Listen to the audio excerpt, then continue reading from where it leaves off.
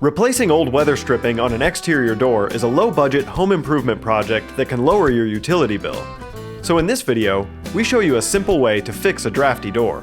The tools that you may need for this project are new weather stripping, measuring tape, scissors or a utility knife, a dry cloth or paintbrush, a scraper, and pliers. First, remove the old weather stripping. You may need to use pliers to pull it away from the frame.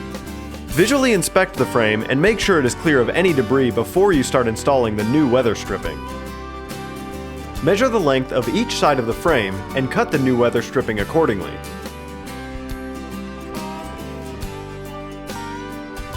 Two common types of weather stripping are vinyl clad with a spline and self-adhesive foam. For vinyl clad weather stripping, once it is cut to the correct length, push the spline into the slot in the door jamb. You may need to use a dull putty knife to push it into place. If you're using the self-adhesive foam weather stripping, carefully remove the adhesive backing and firmly push the weather stripping onto the door jamb.